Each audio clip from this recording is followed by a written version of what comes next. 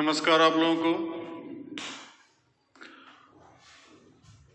पढ़ाई लिखाई चल रही होगी, बहुत ज़्यादा तो दिखाई नहीं पड़ रहा है, फिर भी रिक्वेस्ट है कि थोड़ा सा पढ़ें, थोड़ा सा ध्यान दें, ज़्यादा फायदा रहेगा। जितना भी मटेरियल दे रहे हैं उसको जो है कि अपना तैयार भी साथ में करते जाएं, ताकि आगे जाके हमको न्यूमेरिकल और क्वेश्चन बनाने में कहीं कोई दिक्कत नहीं होगी।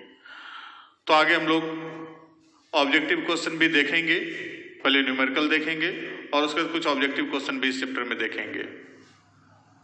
तत्कालिक पहले हम लोग यहाँ पर देखते हैं, जहाँ तक पीछे छोड़े थे पिछले क्लास में उससे थोड़ा सा आगे बढ़ रहे हैं कि यहाँ पर एक रिलेशन देख रहे हैं मोलर कंडक्टेंस और या इक्विवेलेंट कंडक्टेंस के साथ हमको मिला रहे हैं दोनों में से किसी को मोलर कॉन्सेंट्रेशन के साथ। तो मुख्य रूप से मोलर कंडक्टेंस के बारे में ही देखना है।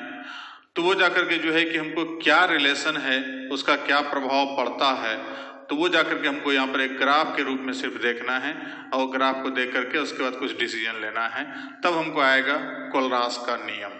तो उसको हम लोग एक बार देख लेते हैं। आप लोग भी अपना कॉपी निकाल लें, देखें।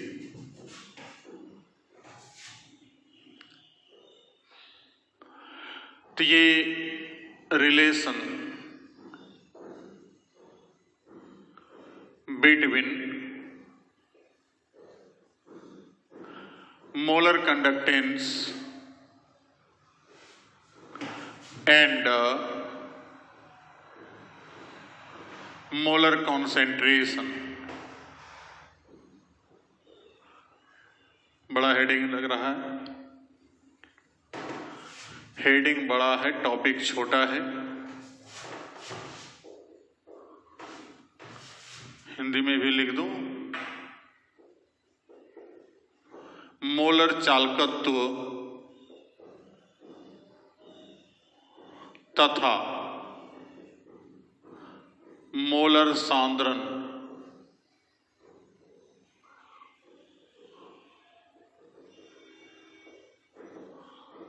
के बीच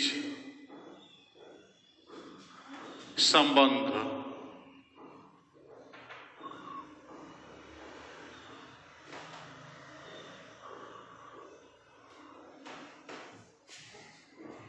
मोलर चालकत्व तथा मोलर सांद्रण के बीच क्या संबंध है। तो हम लोग पीछे जान रहे हैं, पीछे पढ़ चुके हैं कि चूंकि हम जानते हैं कि पिछले क्लास में हम बताए थे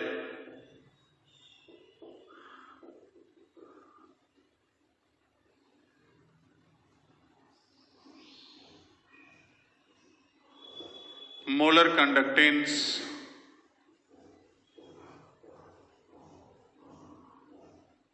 मतलब मोलर चालकत्व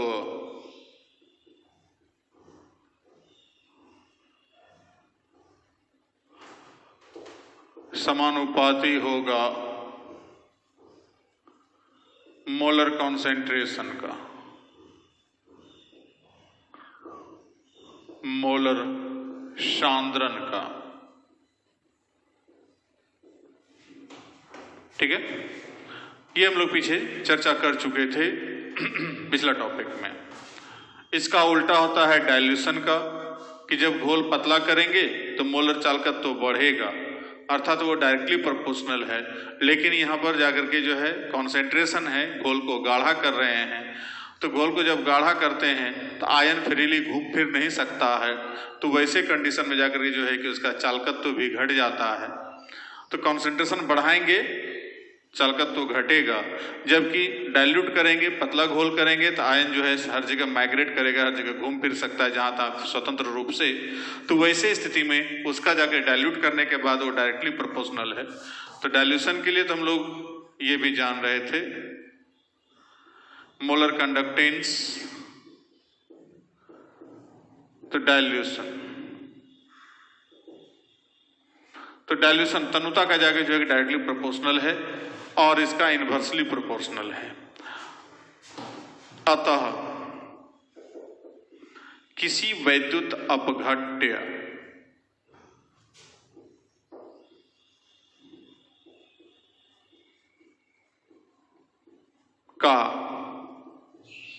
या वैद्युत अपघट्य के विलयन का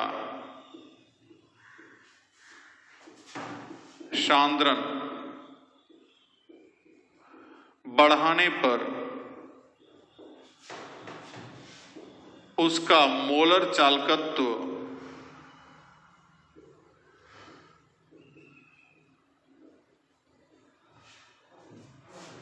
का मान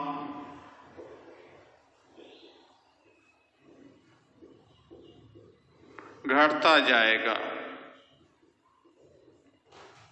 परंतु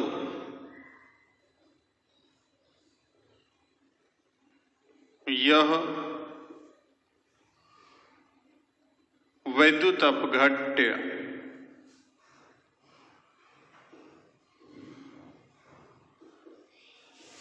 के प्रकृति पर भी निर्भर करता है।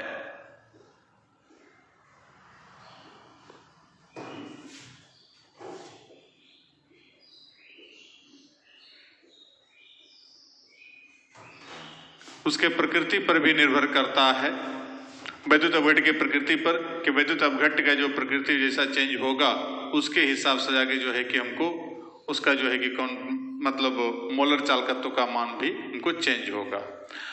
तो वो प्रकृति क्या है? तो प्रकृति है, हम लोग पीछे पढ़ चुके हैं, एकदम शुरू चैप्टर में फर्स्ट क्लास में देखे थे। वैद्युत अपघट्य का प्रकार देखे थे, दो भाग में बांटे थे, एक स्ट्रॉन्ग इलेक्ट्रोलाइट और दूसरा वीक इलेक्ट्रोलाइट। प्रबल वैद्युत अपघट्य और दूसरा दुर्बल वैद्युत अपघट्य। तो ये दोनों प्रकार के वैद्युत अपघट्य के लिए यहाँ पर जो है कि हमको मोलर कंडक्टेंस जो है कि थोड़ा सा कुछ भिन्नता दिखलाएगा, जिसको हम लोग यहाँ पर एक ग्राफ खींच करके यहाँ देखते हैं, उसके बाद चर्चा करते हैं।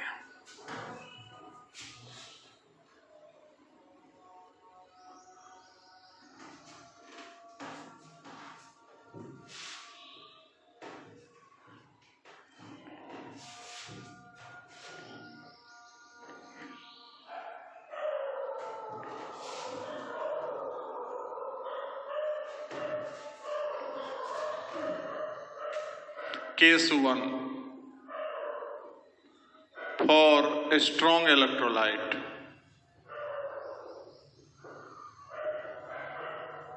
तो यहाँ पर स्ट्रॉन्ग इलेक्ट्रोलाइट KCl का लिया जा रहा है। तो यहाँ जो ग्राफ खींचेंगे, एक तरफ √C मोलर कॉन्सेंट्रेशन है और इधर जाके मोलर कंडक्टेंस है, मोलर चालकत्व लैम्डा m। इसके बीच जो ग्राफ खिंचाएगा तो कहता है ये ग्राफ यदि हम यहाँ सीधा डायरेक्शन इधर दिखलावें तो कहता सीधा तो नहीं जाएगा, क्योंकि ये अभी जस्ट देखे कंसंट्रेशन बढ़ेगा तो ये घटेगा, तो ये धीरे धीरे ग्राफ नीचे की ओर आएगा। अब इसी को केस 2 फॉर वीक इलेक्ट्रोलाइट यदि देखा जाए तो यहां पर CH3COOH, तो कहता है इसका ग्राफ जब देखते हैं √C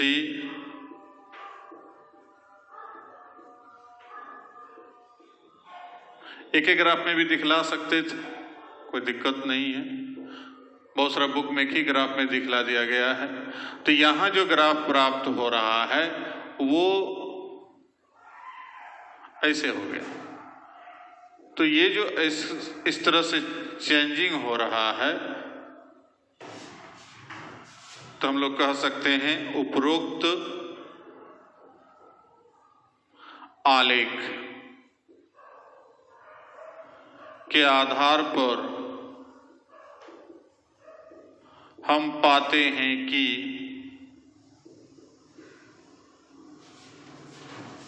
मोलर चालकत्व प्रबल वैद्युत अपघट्य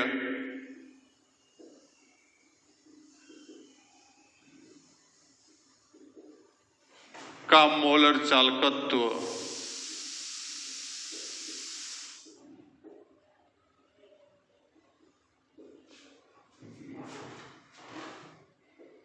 मोलर सांद्रण के साथ नियम पूर्वक परिवर्तित होते हैं, परंतु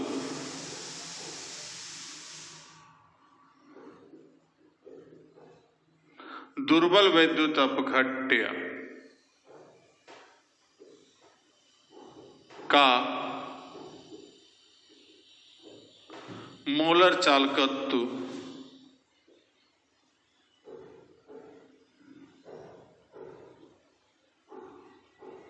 नियमानुसार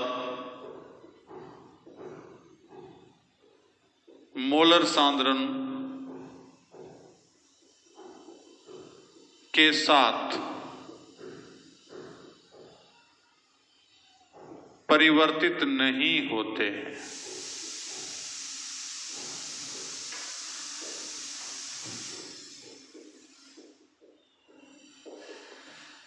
ठीक है कि यहां पर जो परिवर्तित होना चाहिए उस हिसाब से परिवर्तित नहीं होते हैं। यहां पर थोड़ा सा देखिए सीधा इधर चला गया, तो इस प्रकार से हम देखते हैं कि वीक इलेक्ट्रोलाइट के लिए ये उतना प्रभावी नहीं है जितना कि स्ट्रॉन्ग इलेक्ट्रोलाइट के लिए है। तो ये था जाकर के जो यही खामियां जो निकला, यही जो कमी निकला, इसी कमी को दूर करने के लिए आ रहा है वो है कोलरास का नियम। तो हम लोग इसको सिर्फ हमको वर्बली यहाँ जानना था कि हाँ इसमें डिपेंड करता है और इसमें डिपेंड नहीं करता है। तो ये जाकर के यहाँ पर सी हो गया मोलर सांद्रण, ये हो गया लैम्डा एम। ऑनसेजर इक्वेशन जो है उस ऑनसेजर इक्वेशन के सहायता से यहाँ पर यह आया हुआ है रिलेशन, दोनों के बीच में ग्राफ खींचा गया है। उसी ग्राफ के आधार पर चूंकि वो इक्वेशन हायर क्लास में मतलब ऑनर्स वगैरह में पढ़ना पड़ता है, डिबाई-हैकल ऑनसेजर इक्वेशन, तो उस डिबाई-हैकल ऑनसेजर इक्वेशन के सहायता से ये रिलेशन आया था। तो यहाँ चूंकि हमको एलिमेंट्री आइडिया देना है, तो एलिमेंट्री आइडिया में हमको ये रिलेशन यहाँ पर आ रहा है। अब हमको इसी खामियों को दूर करने के लिए आ रहा है कोलरास का नियम।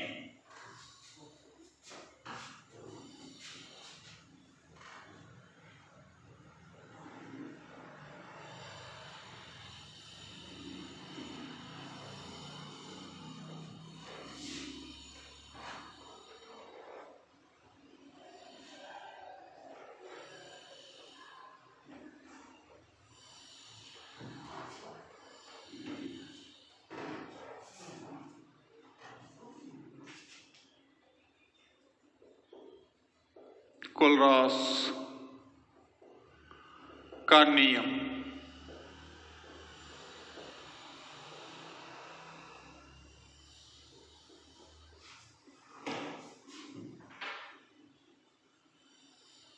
कोलरास लॉ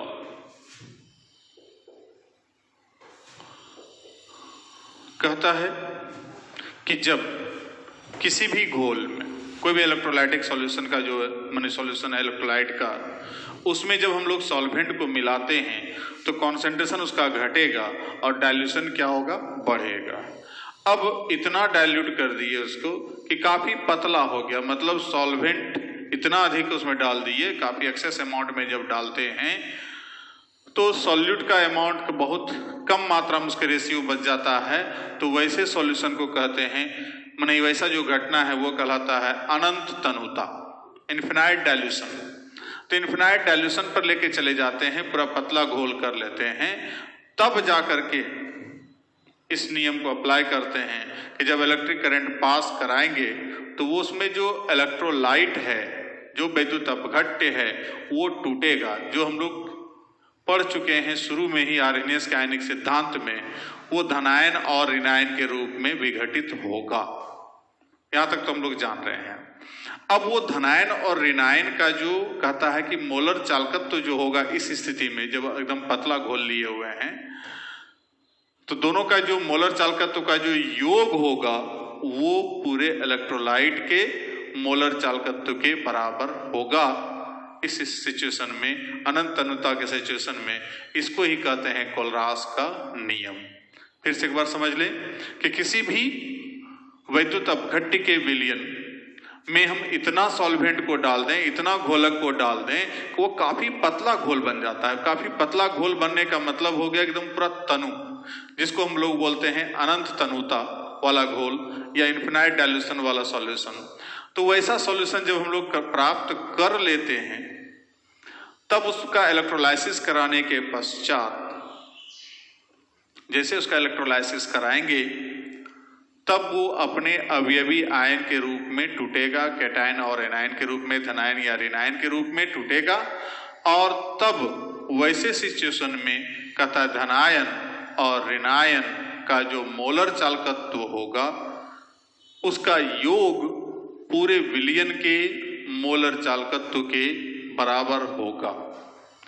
एक लाइन हम थोड़ा सा यहाँ पर एक्स्ट्रा चीज बता दूं कि नियमतः ये नियम जो दिया गया था वो तुल्यांकी चालकत्व के लिए दिया था, लैम्डा EQ के लिए दिया गया था, लेकिन बाद में आईयूपीएसी के द्वारा इसको मोलर चालकत्व के लिए भी कन्वर्ट कर दिया गया है। इसलिए मोस्टली बुक में वो जो है कि मोलर चालकत्व के लिए ही दिया गया है। तुल्यांकी चालकत्व का बहुत जगह चर्चा नहीं किया गया है, लेकिन कुछ एक जगह पर चर्चा स्पष्ट रूप से कर दिया गया है कि रियल में ये जो है कि दिया गया था किसके लिए, तुल्यांकी चालकत्व के लिए, मोलर चालकत्व के लिए नहीं दिया था। लेकिन आईयूपीएसी जो संस्था है, अंतर्राष्ट्रीय संस्था, उस संस्था के द्वारा इसको जो है कि रिफॉर्म करके मोलर चालकत्व के लिए यूज किया गया है। तो ये है कोलरास का नियम। अब उसको हम लोग देखते हैं क्या है। कहता है कि जब किसी वैद्युत अपघट्य के विलयन में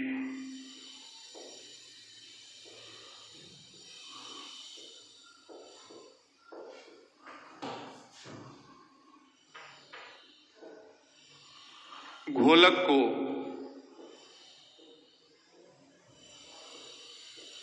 काफी अधिक मात्रा में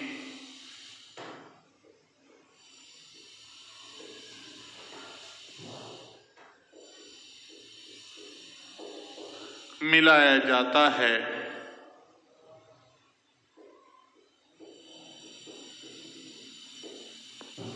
तब विलयन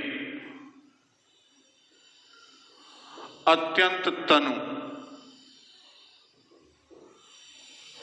हो जाता है। इसे अनंत तनुता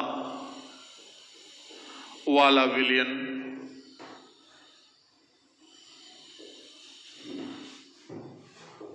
कहा जाता है। तो अनंत तनुता वाला विलयन किसे कहेंगे वो हमको पहले मालूम हो गया। अब हम लोग चलते हैं कोलरास के नियम पर।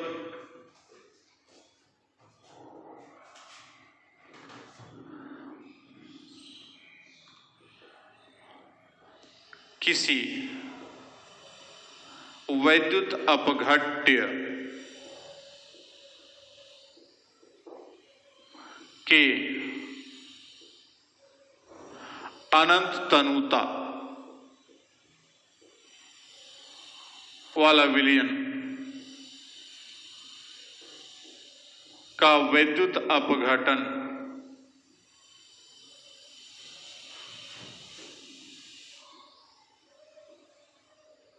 कराया जाता है,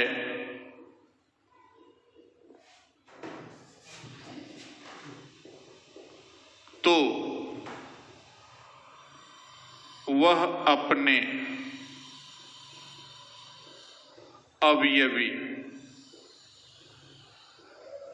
आयनों के रूप में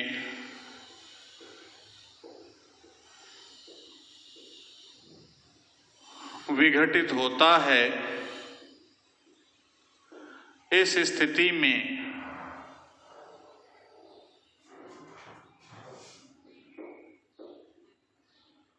धनायन तथा ऋणायन का मोलर चालकत्व या तुल्यांकी चालकत्व, दोनों के लिए कर देते हैं यहाँ पर। हालांकि बहुत जगह पर खाली मोलर चालकत्व दिया है। का बीजीय योग, अलजेब्रिक सम, उस विलयन के मोलर या तुल्यांकी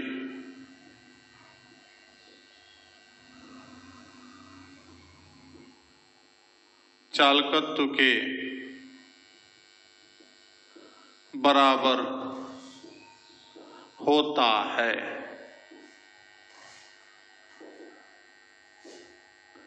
इसे कोलरॉस का नियम कहा जाता है। इसे कोलरॉस का नियम कहा जाता है। तो मतलब यहां पर क्या है कि किसी भी, जस्ट वही जो बताए कि यहां पर कोई वैद्युत अपघट्य है, उसमें जाके हम उसको अनंत तनुता पर ले चले गए। अब उस अनंत तनुता पर ले जाने के बाद उसको जब विघटित करते हैं तो अवयवी आयन के रूप में टूटेगा, और ऐसे स्थिति में जो भी धनायन और ऋणायन होगा उसका मोलर चालकत्व या तुल्यांकी चालकत्व का जो बीजीय योग होगा उस विलयन के मोलर चालकत्व या तुल्यांकी चालकत्व के बराबर होता है। इसको कहते हैं कोलरॉस का नियम। अर्थात वैद्युत अपघट्य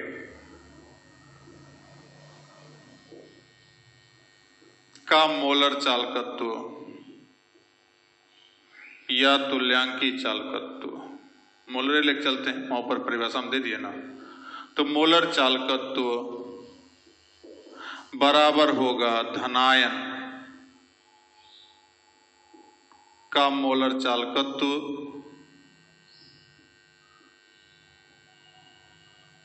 प्लस ऋणायन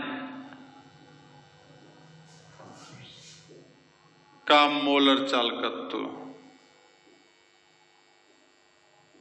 तो इसके बराबर हो जाएगा। लेकिन ये किसके लिए लागू होगा? For infinite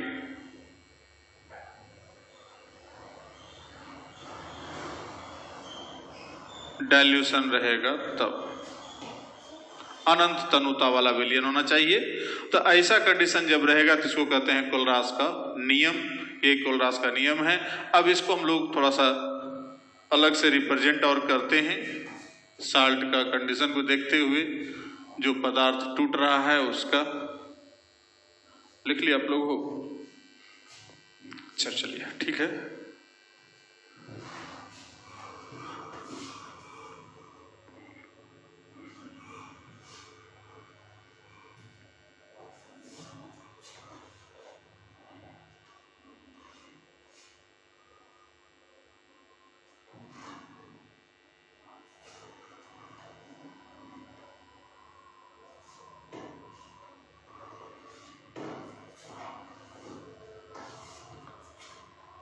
Case 1 for AB type electrolyte। तो AB टाइप है तो इसका इलेक्ट्रोलाइसिस कराएंगे तो A प्लस B माइनस। अब यहां पर देयरफॉर उपरोक्त नियम से या उपरोक्त नियमानुसार lambda m infinity for AB will be equal to lambda m। यहाँ कैपिटल लैम्डा भी दे सकते हैं, कोई दिक्कत नहीं है, लेकिन जनरली एनायन कैटायन के लिए जो है कि हमको स्मॉल लैम्डा का इस्तेमाल किया जाता है फॉर B माइनस। इस प्रकार से तोड़ सकते हैं। एग्जाम्पल के लिए चलें जैसे KBr है, तो ये टूटेगा, इलेक्ट्रोलाइसिस कराएंगे तो K plus Br minus, therefore lambda m infinity KBr equal to lambda m infinity K plus lambda m infinity Br minus. दूसरा जैसे मान लीजिए हम लोग लेते हैं CH3COOH, वीक इलेक्ट्रोलाइट है, इसका इलेक्ट्रोलाइसिस कराते हैं तो CH3COO minus plus H plus, therefore lambda m infinity CH3COOH equal to CH3COO minus plus lambda m infinity H plus. तो किसी के लिए भी हम लोग लागू कर सकते हैं, जैसे यहाँ पर हम लोग लिए CH3COOK या Na, तो इलेक्ट्रोलाइसिस कराएंगे तो ये CH3COO minus plus Na plus, तो therefore lambda m infinity for CH3COO Na बराबर lambda m infinity for minus plus lambda m infinity Na plus. तो सबके लिए हम लोग किसी भी कंपाउंड के लिए इस ढंग का रहेगा तो उसको हम लोग तोड़ सकते हैं और इस तरह लिख सकते हैं। ये लिखने के लिए जब हम सीख जाएंगे तो हमको कोलरास के नियम पर आधारित जो भी सवाल होगा उसको बनाने में कहीं परेशानी नहीं होगी। आप लोग लिख लिए भैया, आगे बढ़े। तो ये था हमको अगर जो है कि AB टाइप का जो भी इलेक्ट्रोलाइट होगा उसको इस प्रकार से हम तोड़ सकते हैं। अब हम लोग चलते हैं case 2 for AXBY type.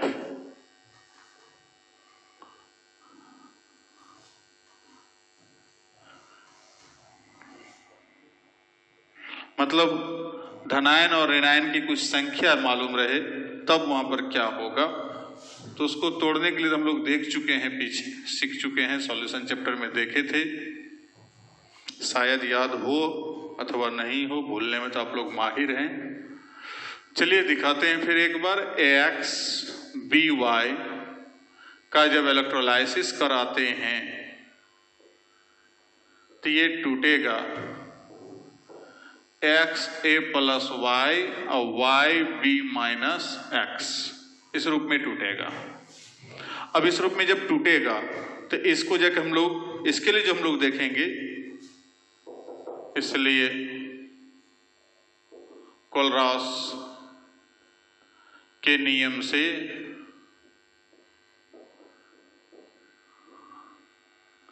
Lambda m infinity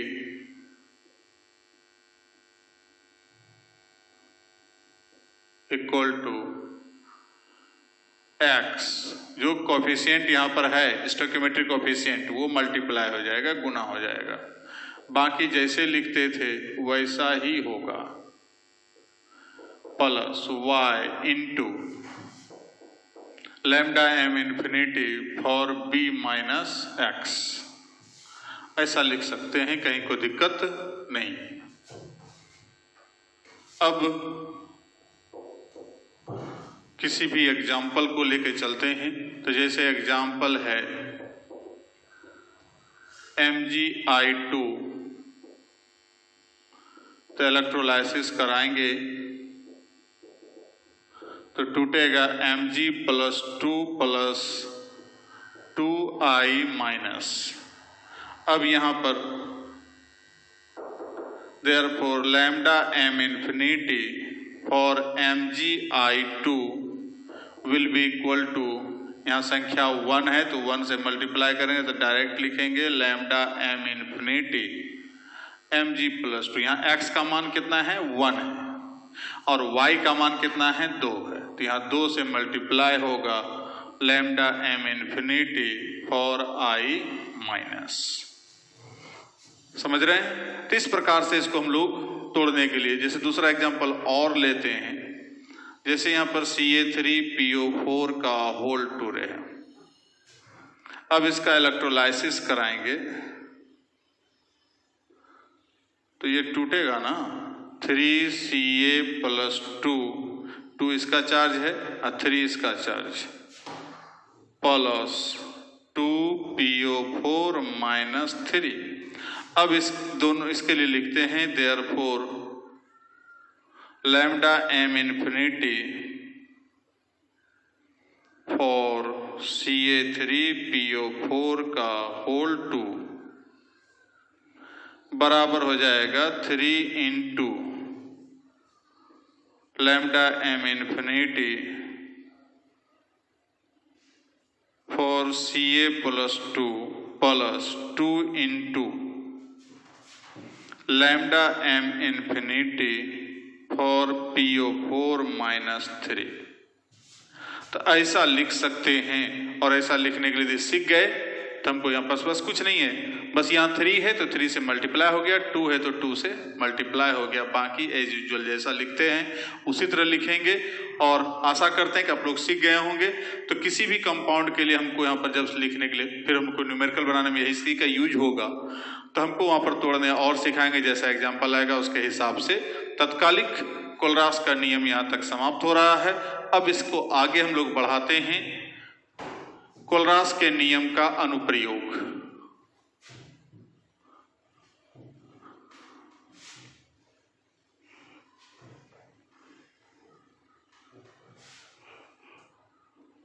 तो आगे हेडिंग दें,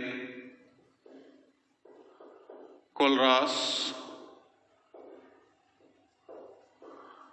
के नियम का अनुप्रयोग।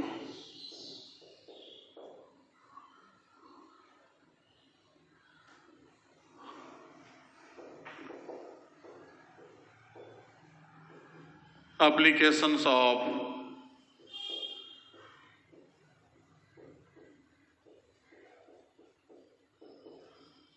कोलरास लॉ।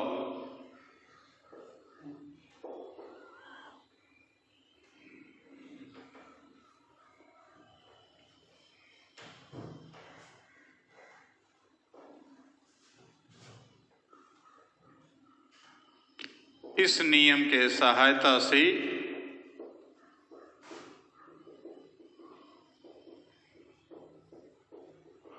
निम्नांकित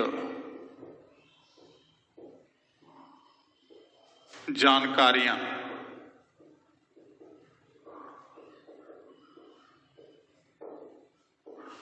प्राप्त की जा सकती है।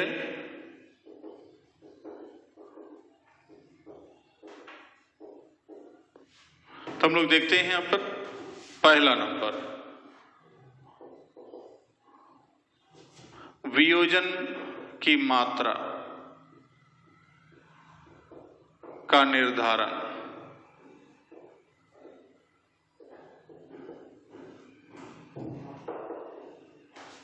जिसको हम लोग वहां पीछे पढ़ चुके, डिग्री ऑफ डिसोसिएशन, जो सॉल्यूशन चैप्टर में लास्ट में देखे थे, वांट हाउ फैक्टर जब देखे थे, अल्फा जिसको बोलते हैं। तो अल्फा का मान हम यहां से निकाल सकते हैं। मोलर चालकत्व के सहायता से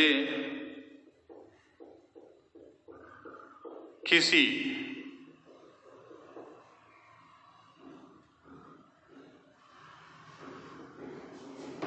वैद्युत अपघट्य का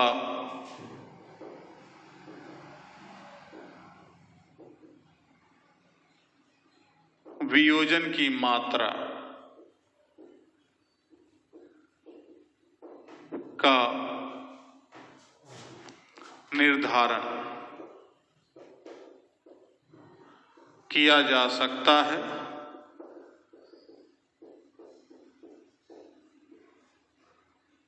अल्फा, जिसको हम लोग बोल चुके हैं डिग्री ऑफ डिसोसिएशन। तो वहां अल्फा इक्वल टू था I-1/n-1 पॉइंट ऑफ फैक्टर के जो हम यूज किए थे तब जब सॉल्यूशन ले। यहाँ इलेक्ट्रोलाइसिस में इसका यूज हम कर रहे हैं हम लोग, वही चीज है lambda MC/लैम्डा m infinity.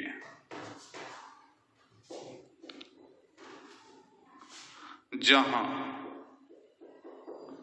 Lambda MC बराबर दिए गए सांद्रण पर, जो डाटा में दिया रहेगा, सांद्रण पर वैद्युत अपघट्य का मोलर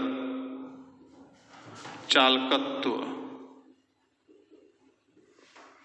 और लैम्डा m इंफिनिटी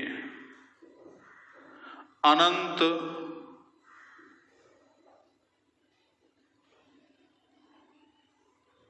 तनुता पर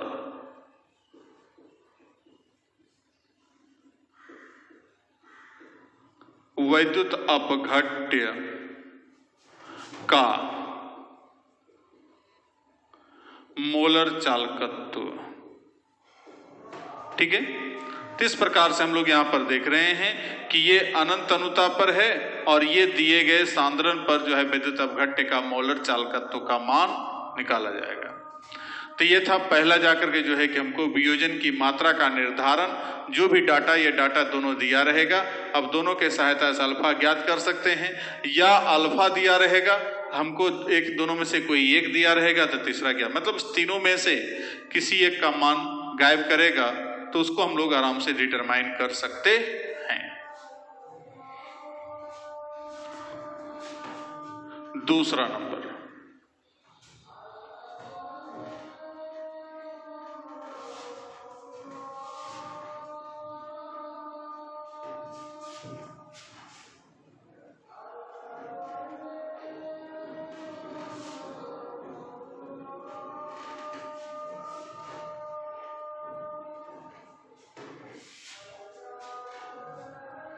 नंबर 2,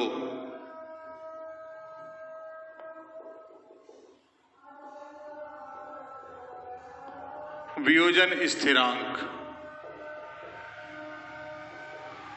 का निर्धारण दिए गए आंकड़े के सहायता से किसी वैद्युत अपघट्य के वियोजन स्थिरांक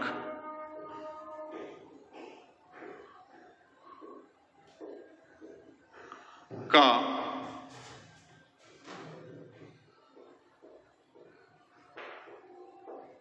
निर्धारण भी किया जा सकता है। K = C∝², जहां K हो गया वैद्युत अपघट्य का वियोजन स्थिरांक,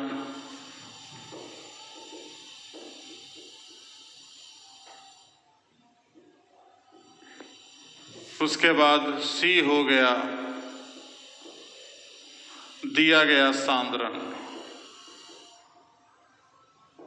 या मोलर सांद्रण। अल्फा तो हम लोग जानते ही हैं, वियोजन की मात्रा,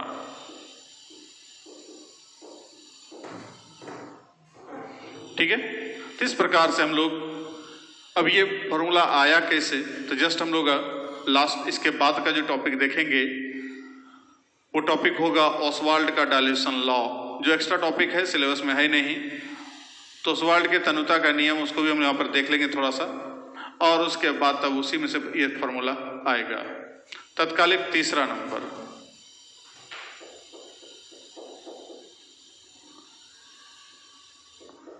मोलर चालकत्व या तुल्यांकी चालकत्व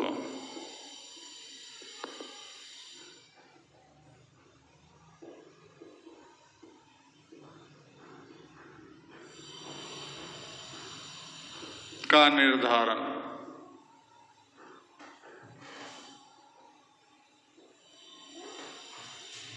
मोलर चालकत्व या तुल्यांकी चालकत्व का निर्धारण। तो हम लोग यहां पर देखते हैं, कहता है दिए गए डाटा तथा कोलरास के नियम के सहायता से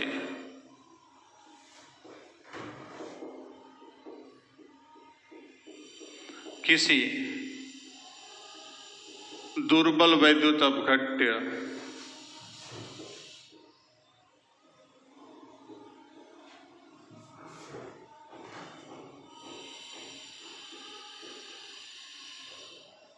का मोलर चालकत्व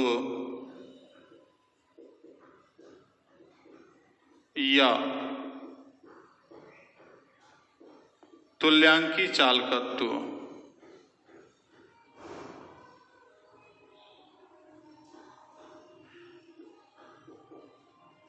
का निर्धारण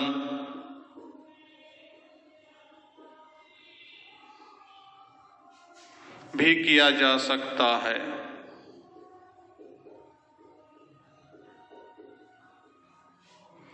मतलब क्या हुआ कि डाटा दिया रहेगा वहां पर सवाल में, जो जस्ट हम लोग अभी तोड़ने सीखे, कोलरास का नियम जो पढ़े तो उसमें तोड़ने सीखे, उसी तरह से तोड़ करके वहां पर सबका डाटा दिया रहेगा, सबका वैल्यू दिया रहेगा और सबको सिर्फ जोड़ घटाव करना है और उसके बाद आराम से किसी भी पदार्थ का निकालने कहेगा, मोलर चालकत्व या तुल्यांकी चालकत्व तो निकाल सकते हैं। तो इसमें कोई फॉर्मूला नहीं है, इसमें डायरेक्ट सवाल पर हम जो पहुंचेंगे तो वहां पर याद दिलाएंगे कि यहाँ पर तीसरा पॉइंट में ये लिखाए थे हम लोग, क्या इसके एप्लीकेशन में कोलरास का नियम का एप्लीकेशन में बता चुके थे, बस इसी को खाली वहां पर यूज करेंगे। तो हम लोग न्यूमेरिकल में जाकर घुसेंगे तब तत्काल। चौथा,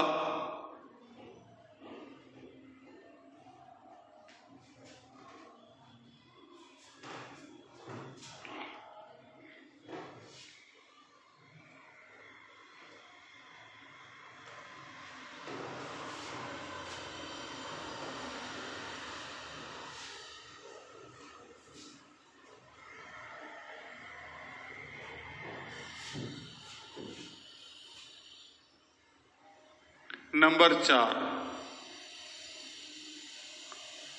घुलनशीलता का निर्धारण।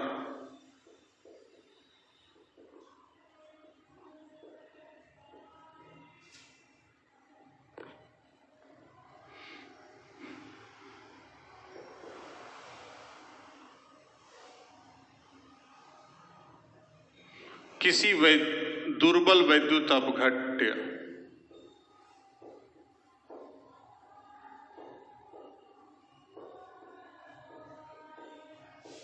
का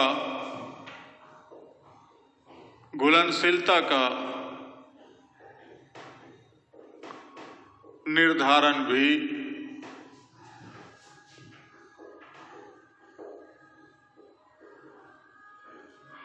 इस नियमानुसार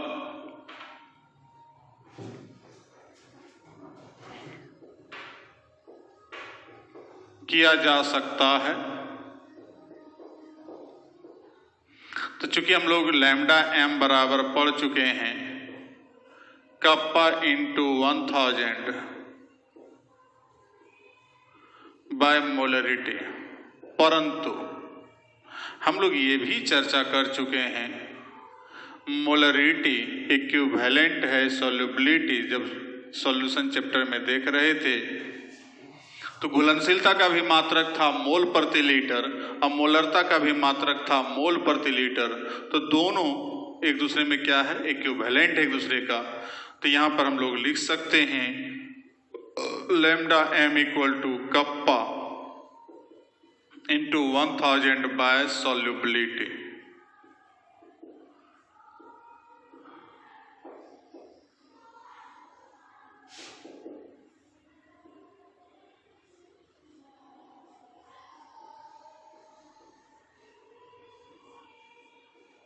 लैम्डा एम। तो ये जाकर के जो है कि हमको इस इक्वेशन के सहायता से कप्पा मालूम रहे, जो हम लोग विशिष्ट चालकत्व तो पढ़ चुके हैं, लैम्डा एम मालूम रहे तो हम आराम से ज्ञात कर सकते हैं। तो ये सारा टॉपिक का निर्धारण हम लोग इस नियम के सहायता से कर सकते हैं। जो डाटा दिया रहेगा उसका मान हम उसके द्वारा निकाल सकते हैं। तो ये सबको लेकर के हम लोग मिलेंगे आगे के क्लास में न्यूमेरिकल के रूप में। तत्कालिक हम लोग यहाँ पर अगले क्लास में पहले देखेंगे ओसवाल्ड का तनुता का नियम, उसको पहले छोटा सा देख लेंगे नियम, और उसके बाद तब फिर न्यूमेरिकल पर हम लोग जाएंगे।